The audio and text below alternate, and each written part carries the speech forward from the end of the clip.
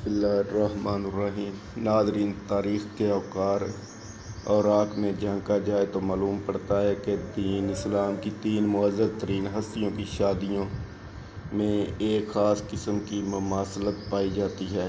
اول پیغمبر خدا حضرت محمد صلی اللہ علیہ وآلہ وسلم ام المومنین حضرت خدیجہ رضی اللہ تعالی عنہا سے شادی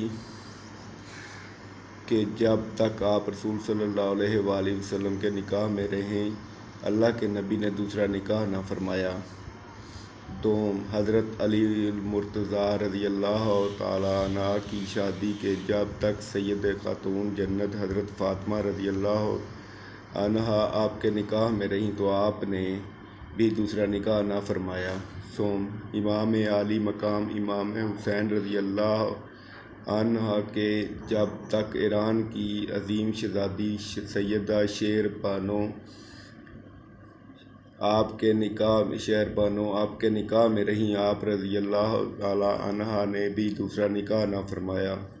حضرت امام حسین رضی اللہ عنہ کی شادیوں اور اولاد کو لے کر بہت سے روایات زیر گردش ہیں جن پر بحث ایک الگ موضوع ہے، مگر اہل سنت اور اہل تشیع اور دیگر تمام مکاتب فکر کے علماء اس بات پر اتفاق رکھتے ہیں کہ شہزادی ایران سیدہ شیر بانو امام عالی مقام کی شریک حیات تھیں۔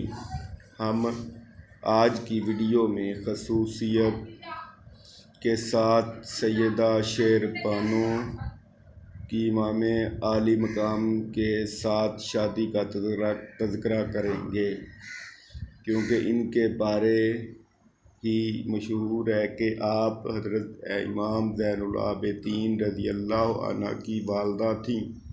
بعض روایت میں ہے کہ جب امام عالی مقام کی شادی سیدہ شیر بانو سے ہوئی تو اس وقت آپ علیہ السلام کی عمر 30 یا 31 سال تھی۔ ناظرین، اسلام سے قبل فارس اور روم دو عظیم سلطنتیں تھیں جن کی آپس میں ہمیشہ مخاصمت رہی، جبکہ فارس کو برتری رہی۔ صرف ایک بار ایسا ہوا کہ سکندر اعظم کے ہاتھوں عظمیت اٹھانا پڑی، پھر 80 سال بعد اہل ایران نے اپنی بادشاہت کو بحال کرتے ہوئے اپنا کھویا ہوا وقار دوبارہ حاصل کر لیا اور سکندر اعظم کی باقیات کو سرحدوں سے باہر نکال دیا۔ اس کے بعد ان کے عظیم سپوت اردشیر نے روم پر چڑھائی کر کے اہل ایران کی جانب سے حساب بھی برابر کر دیا۔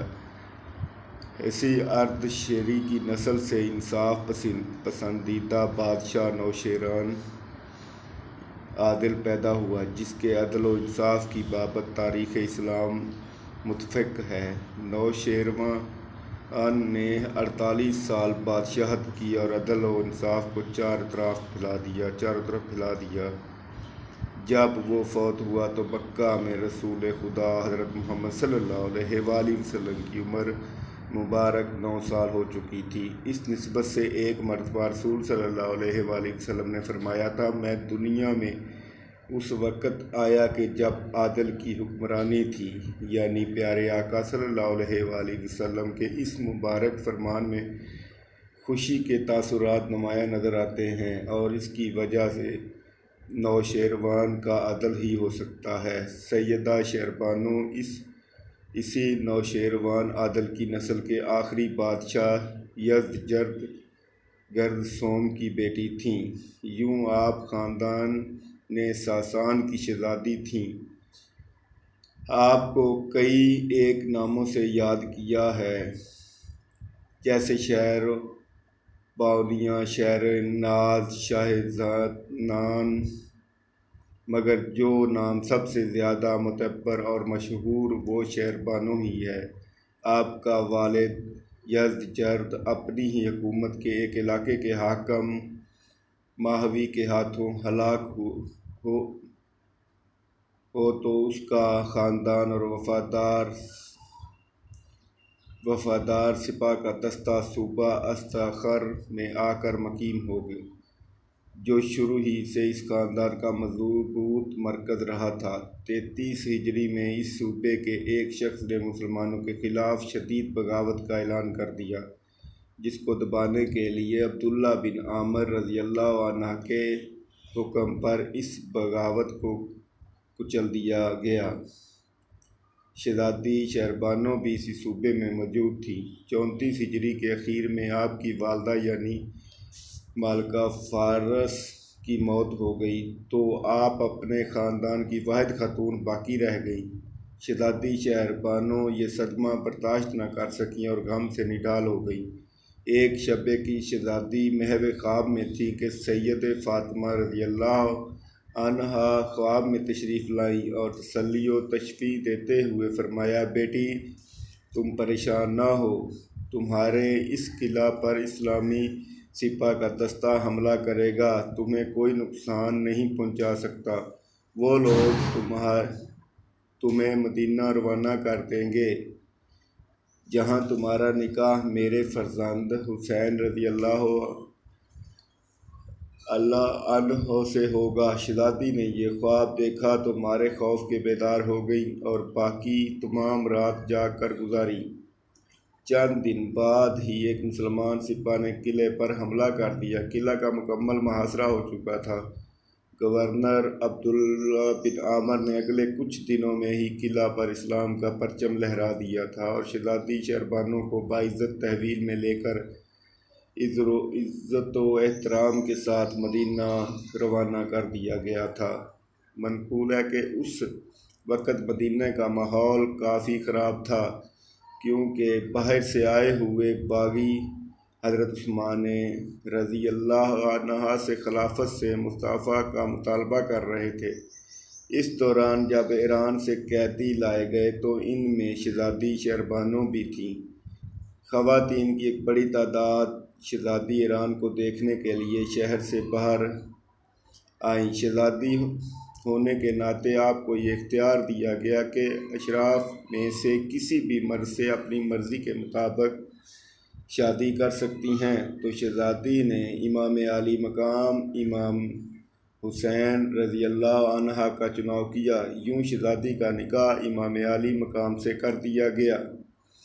حضرت علی رضی اللہ عنہ جب منصب خلافت پر فائز ہوئے تو آپ نے ایران کے 6 صوبوں پر گورنر تعینات کیے۔ اپنی بہو شہزادی شہربانو کو مطلع کیا کہ آپ کے صوبے کی طرف اعلیٰ کردار کے حامل شخص کو گورنر نامزد کیا گیا ہے۔ شہزادی نے درخواست کی کہ اے گورنر کو حکم جاری فرمائیں کہ میرے اہل وطن کو خبر کر دیں کہ کسریٰ کی دختر اب مسلمانوں کے خلیفہ کی بہو بن چکی ہے اور تم سب کے لیے یہی مناسب ہے کہ اسلام کے دامن میں سمو جاؤ۔ شادی کے اگلے ہی سال آپ کے ہاں ایک بیٹا پیدا ہوا جسے دنیا امام سجاد امام زین العابدین رضی اللہ عنہ کے نام سے جانتی ہے۔ منقول ہے کہ ولادت زین العابدین رضی اللہ عنہ کے چند ہی ماہ بعد شہزادی شہربانو کا انتقال ہو گیا تھا۔ امام عالی مقام نے جب شہزادی کے وصال پر ملال کے بارے میں سنا تو فقط اتنا فرمایا، اے مالک، اے آقا، اگر تو اس پر راضی ہے تو ہم تیری منشا پر خوش ہیں۔ چنانچہ آپ علیہ السلام نے خود شہزادی کا جنازہ پڑھا اور اپنے مبارک ہاتھوں سے اپنی والدہ ماجدہ کے پہلو میں مدفون کیا۔ تاہم کچھ روایت میں یہ بھی ملتی ہے کہ آپ کا مزار ایران کے تاریخی شہر رے میں ہے۔ ناظرین، حضرت امام حسین رضی اللہ عنہ کی شہربانو سے شادی کو لے کر اور آپ کی اولاد سے متعلق مورخین میں شدید اختلافات پایا جاتا ہے۔ تاہم شادی کے حالات